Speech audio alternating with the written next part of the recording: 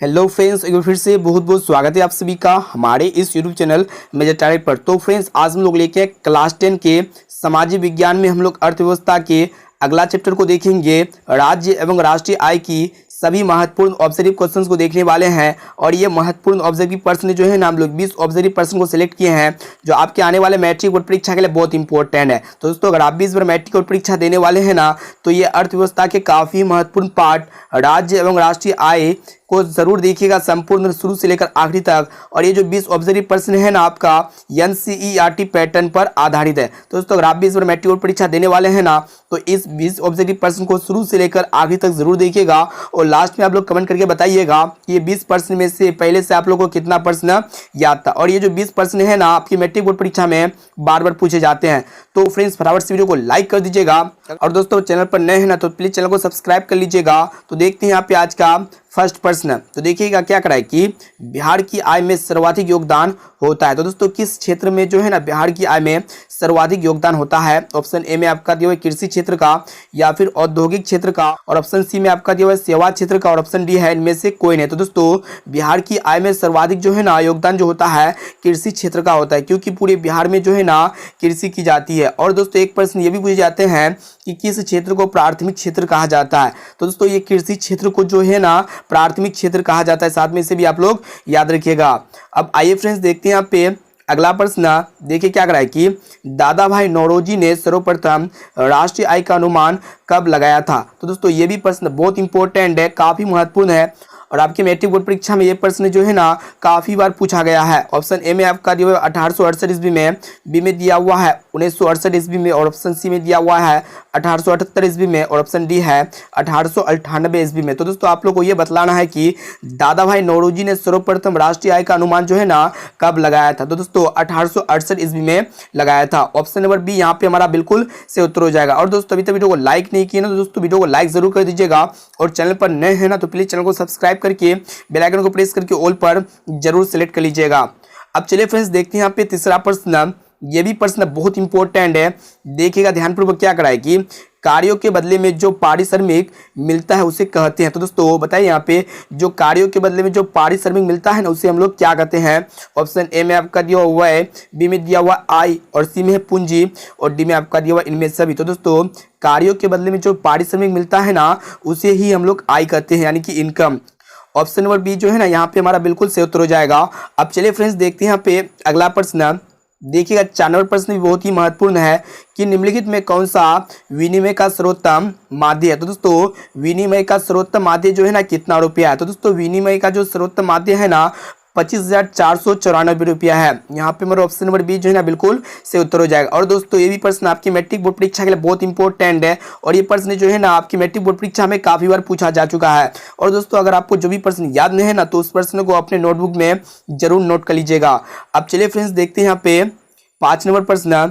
देखिएगा क्या कराए कि भारत में किस राज्य का प्रति व्यक्ति आय सर्वाधिक है? और दोस्तों, ये प्रश्न बहुत इंपॉर्टेंट है, काफी बार आपकी मैट्रिक बोर्ड परीक्षा में ये प्रश्न पूछा जा चुका है। एक एक प्रश्न को अच्छी तरह से याद कर लीजिएगा। तो दोस्तों, क्वेश्चन ये कह रहा है कि भारत में किस राज्य का प्रति व्यक्ति आय सबसे ज्यादा यानी कि सर्वाधिक है?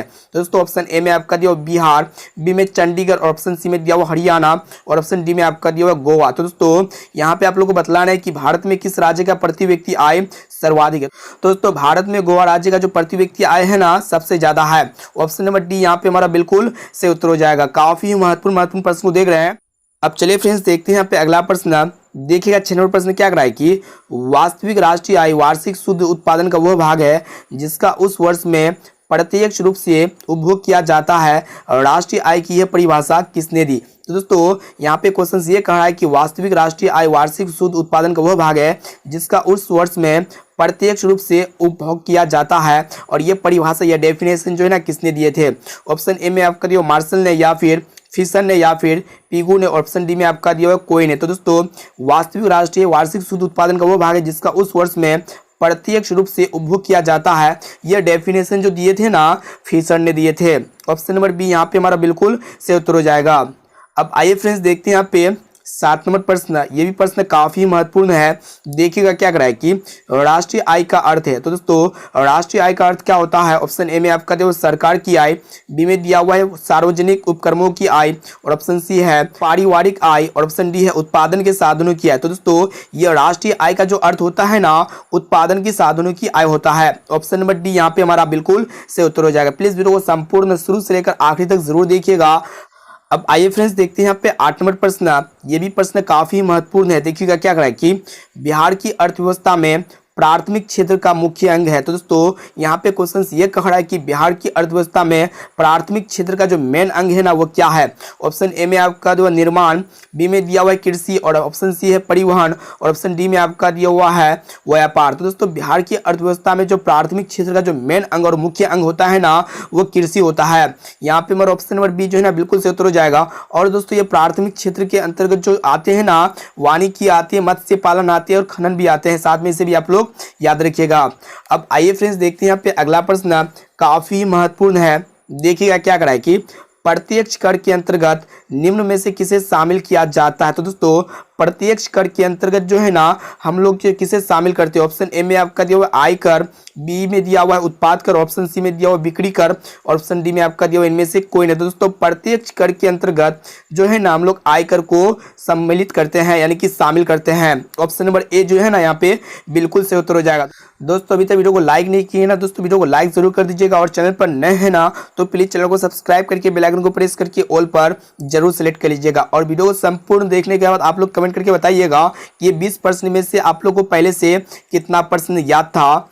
अब आइए फ्रेंड्स देखते हैं यहाँ पे अगला प्रश्न। देखिएगा क्या करा है कि बिहार के किस जिले का प्रति व्यक्ति आय सर्वाधिक है? तो दोस्तों ये भी प्रश्न मोस्ट इंपोर्टेंट है। क्वेश्चन ये कह रहा है कि बिहार के किस जिले का प्रति व्यक्ति आय सबसे ज्यादा यानी कि सर्वाधिक है? ऑप्शन ए में आपका दिया हुआ पटना, बी में गया, और ऑप्शन सी में दिया हुआ शिवहर, और ऑप्शन डी में आपका दिया हुआ नालंदा। तो दोस्तों यहाँ पे बतलाना है कि बिहार के किस जिले का प्रति व्यक्ति आय जो है ना सबसे ज्यादा है।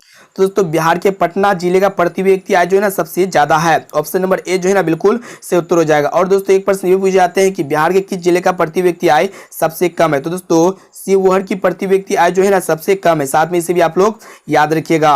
अब आइए फ्रेंड्स देखते हैं यहाँ पे अगला प्रश्न, ये भी प्रश्न मोस्ट इंपोर्टेंट है। देखिएगा क्या करा है कि उत्पादन एवं आय गणना विधि आर्थिक दृष्टिकोण से है। तो दोस्तों बताइए यहाँ पे कि उत्पादन एवं गणना विधि जो है ना आर्थिक दृष्टिकोण से क्या है? ऑप्शन ए में आपका दिया हुआ सहज, बी में वैज्ञानिक, और ऑप्शन सी में आपका दिया हुआ है व्यवहारिक, और ऑप्शन डी में दिया हुआ है उपयुक्त तीनों। तो दोस्तों उत्पादन एवं आय गणना विधि जो है ना आर्थिक दृष्टिकोण से क्या क्या है? सहज है, वैज्ञानिक है, और व्यवहारिक है, यानी कि यहाँ पे हमारा ऑप्शन नंबर डी जो है ना बिल्कुल से उत्तर हो जाएगा उपयुक्त तीनों। अब आइए फ्रेंड्स देखते हैं यहाँ पे अगला प्रश्न, ये भी प्रश्न बहुत इंपॉर्टेंट है। देखिएगा क्या करा है कि वर्ष 2005 से 2006 में निम्नांकित में किस राज्य की प्रति व्यक्ति आय अपेक्षाकृत अधिक थी? तो दोस्तों जब सर्वे किया गया था 2005 से 2006 में, तो यहाँ पे किस राज्य के प्रति व्यक्ति आय जो है ना अपेक्षाकृत अधिक थी? ऑप्शन ए में आपका दिया महाराष्ट्र, या फिर गुजरात, या फिर उत्तर प्रदेश, या फिर उड़ीसा। तो दोस्तों जब सर्वे किया गया था 2005 से 2006 ईस्वी में, तो यहाँ पे जो है ना महाराष्ट्र का प्रति व्यक्ति आय अपेक्षाकृत क्या था? अधिक था। ऑप्शन नंबर ए जो है ना यहाँ पे बिल्कुल से उत्तर हो जाएगा। अब आइए फ्रेंड्स देखते हैं यहाँ पे अगला प्रश्न, ये भी प्रश्न बहुत ही महत्वपूर्ण है। देखिएगा क्या करा है कि यहाँ पे बताया गया है कि y बराबर सी प्लस आई फॉर्मूला को बताया, यानी कि किसने जो है ना y बराबर सी प्लस आई फॉर्मूला को बताया? तो दोस्तों प्रोफेसर फिशर ने जो है ना y बराबर सी प्लस आई फॉर्मूला को बताया है। यहाँ पे मेरा ऑप्शन नंबर बी जो है ना बिल्कुल से उत्तर हो जाएगा। अब आइए फ्रेंड्स देखते हैं यहाँ पे अगला प्रश्न, ये भी प्रश्न बहुत ही महत्वपूर्ण है। देखिएगा क्या करा है कि सन 2008 से 2009 के अनुसार भारत की औसत प्रति व्यक्ति आय है। तो दोस्तों जब सन 2008 से 2009 में सर्वे किया गया था तो भारत की औसत प्रति व्यक्ति आय जो है ना कितना रुपया था? तो दोस्तों 25,494 रुपये थे प्रति व्यक्ति आय। ऑप्शन नंबर बी जो है ना बिल्कुल से उत्तर हो जाएगा। और दोस्तों ये भी प्रश्न आपकी मैट्रिक बोर्ड परीक्षा के लिए बहुत इंपॉर्टेंट है। दोस्तों अभी तक वीडियो को लाइक नहीं किए ना दोस्तों, वीडियो को लाइक जरूर कर दीजिएगा, और चैनल पर नए हैं ना तो प्लीज चैनल को सब्सक्राइब करके बेल आइकन को प्रेस करके ऑल पर जरूर सेलेक्ट कर लीजिएगा। इससे क्या होगा, जब भी लाइव क्लास हो ना तो आपको नोटिफिकेशन पहुंच जाए, और जो है ना नोटिफिकेशन के थ्रू से जो है ना आप लोग लाइव क्लास को ज्वाइन कर सकते हैं। अब आइए फ्रेंड्स देखते हैं यहाँ पे अगला प्रश्न काफी महत्वपूर्ण है, देखिएगा क्या करा है कि भारत में वित्तीय वर्ष कहा जाता है।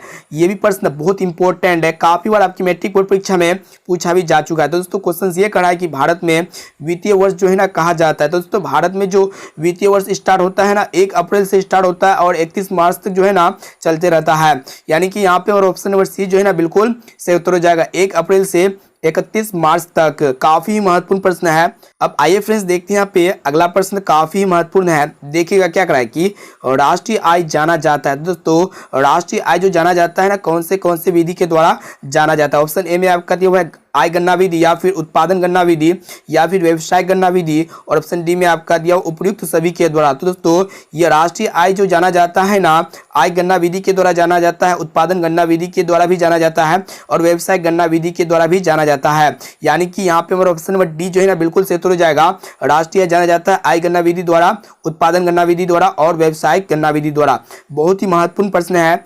अब आइए फ्रेंड्स देखते हैं यहाँ पे 17 नंबर प्रश्न, देखिएगा क्या करा है कि बिहार में प्रति व्यक्ति आय गरीबों में गुजर रही है। तो दोस्तों कितना प्रतिशत जो है ना बिहार में प्रति व्यक्ति आय गरीबों में गुजर रही है। तो दोस्तों 41.4% जो है ना बिहार में प्रति व्यक्ति आय गरीबों में गुजर रही है। ये भी प्रश्न बहुत इंपॉर्टेंट है, एक एक प्रश्न को अच्छी तरह से याद कर लीजिएगा दोस्तों। अब चलिए फ्रेंड्स देखते हैं यहाँ पे 18 नंबर प्रश्न, ये भी प्रश्न बहुत इंपॉर्टेंट है, देखिएगा क्या करा है कि बिहार में किस जिले की प्रति व्यक्ति आय सबसे कम है। तो दोस्तों ऑप्शन ए में आपका दिया हुआ नालंदा, बी में रोहतास, और ऑप्शन सी है सीवान, और ऑप्शन डी में आपका दिया हुआ शिवहर। तो दोस्तों ये बिहार में जो है ना शिवहर जिले की प्रति व्यक्ति आय सबसे कम है, यानी कि यहाँ पे हमारा ऑप्शन नंबर डी जो है ना बिल्कुल सही उत्तर हो जाएगा। और दोस्तों एक प्रश्न ये भी पूछे जाते हैं कि बिहार में किस जिले की प्रति व्यक्ति आय सर्वाधिक है। दोस्तों बिहार में गया जिले की प्रति व्यक्ति आय जो है ना सबसे ज्यादा, साथ में से आप लोग याद रखिएगा।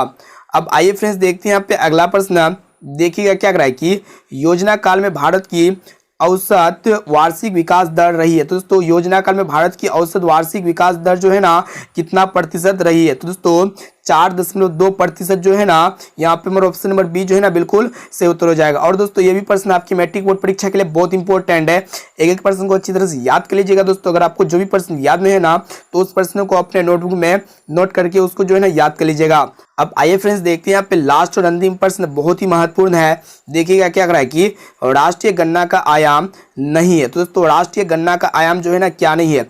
ऑप्शन ए में आपका दिया हुआ सकल घरेलू उत्पादन, बी में सकल राष्ट्रीय उत्पादन, और ऑप्शन सी में दिया हुआ शुद्ध राष्ट्रीय उत्पादन, और ऑप्शन डी में आपका दिया हुआ मौद्रिक उत्पादन। तो दोस्तों ये राष्ट्रीय गणना का आयाम जो है ना सकल घरेलू उत्पादन, सकल राष्ट्रीय उत्पादन और शुद्ध राष्ट्रीय उत्पादन ये तीनों है, लेकिन ये मौद्रिक उत्पादन जो है ना ये राष्ट्रीय गणना का आयाम नहीं है। तो फ्रेंड्स यहाँ पे हम लोग टोटल जो है ना 20 मोस्ट इंपॉर्टेंट ऑब्जर्व क्वेश्चंस को देखिए जो आपकी मैट्रिक बोर्ड परीक्षा के लिए बहुत इंपॉर्टेंट है। और दोस्तों आपके साथ जितने भी साथी इस बार मैट्रिक बोर्ड परीक्षा देने वाले हैं ना तो इस वीडियो को जरूर शेयर कीजिएगा। अब आइए फ्रेंड्स देखते हैं यहाँ पे आज का होमवर्क प्रश्न जो आपके लिए लिया गया है, देखिएगा क्या करा है कि निम्नांकित में किस क्षेत्र को प्राथमिक क्षेत्र कहा जाता है। तो दोस्तों ये भी प्रश्न बहुत इंपॉर्टेंट है। ऑप्शन ए में आपका दिया हुआ औद्योगिक क्षेत्र, बी में कृषि क्षेत्र, और ऑप्शन सी में आपका दिया हुआ सेवा क्षेत्र, और ऑप्शन डी में आपका दिया हुआ है इनमें से कोई नहीं। तो दोस्तों इसका जवाब जो है ना आप लोग को कमेंट करके बताना है कि किस क्षेत्र को प्राथमिक क्षेत्र कहा जाता है। और आप लोग साथ में ये भी बताइएगा कि ये 20% में से पहले से आप लोग को कितना % याद था। तो दोस्तों फिर मिलते हैं जल्द ही अगले वीडियो पे। वीडियो को लाइक जरूर कर दीजिएगा और चैनल पर नए हैं ना तो प्लीज चैनल को सब्सक्राइब जरूर कर लीजिएगा। दोस्तों फिर मिलते हैं जल्द ही अगले वीडियो पे।